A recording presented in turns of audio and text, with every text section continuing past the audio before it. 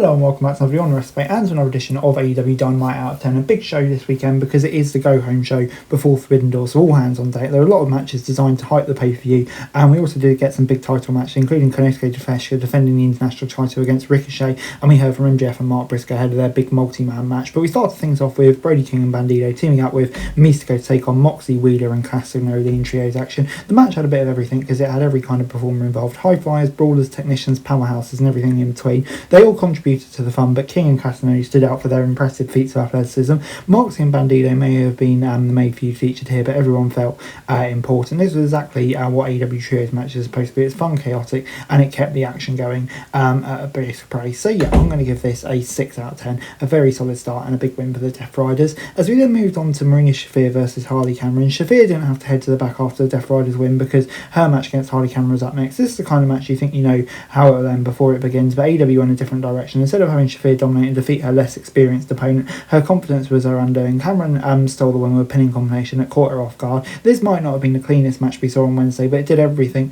It showed how far both women have kind of come since arriving in AEW. So yeah, I'm going to give it a 5 out of 10. As we then moved on to Will Ospreay versus ELP, and they had so many battles during their time in NJPW, so it felt kind of like a bit, we've already seen it before. They easily could have been booked as an easy win to Ospreay and make him look strong before he faces Swerve, but instead AEW allowed Phantasmo to show off.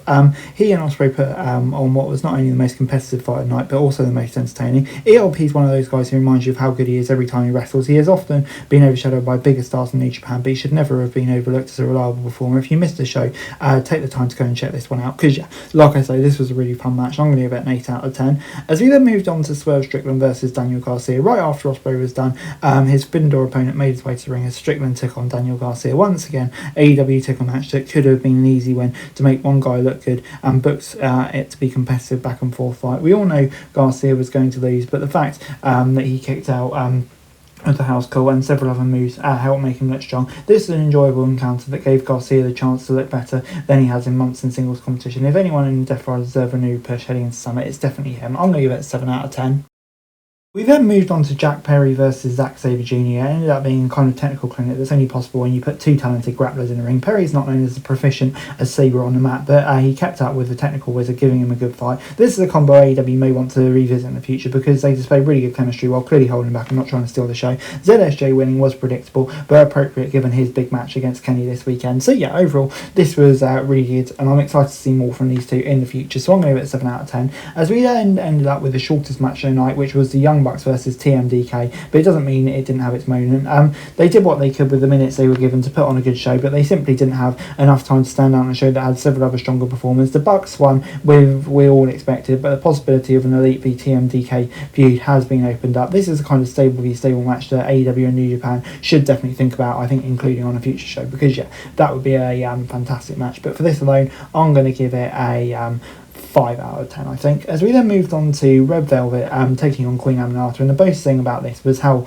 kind of aggressive both women looked. Unfortunately, I had a few missteps in the fight, keeping this from being as good as we had maybe hoped. Having two women on the show was great, especially with neither of them being squashes, but both of them felt a little short for the rest of the episode. Aminata getting the win made sense, and the way she did it looked brutal, so at least it ended on a pretty high note. So yeah, in that regard, I'm going to give it a 5 out of 10. As we then moved on to Ricochet against Konosuke Takeshita for the International Championship in a closing contest in this week's show, even with the predictable outcome of Takeshita retaining, he and Ricochet were able to put on a fantastic match to have the crowd on the edge of their seats. Ricochet's high-flying skills as second zone, and Takeshita played a great base for him. Even with all the flips in the world, the challenger was unable to win gold. Much like Ospreay v LAP, this is the kind of match you want to see if you didn't watch it live. No recap will do it justice. Takeshita beat him with a brutal running knee, but it wasn't his night over there. He had to come back out when Team Briscoe and MJF had a big brawl to end the show. So yeah, a lot going on there. And overall, I'm going to give it an 8 out of 10. And overall, Wednesday's episode of Dynamite was a lesson on how to use every minute effectively.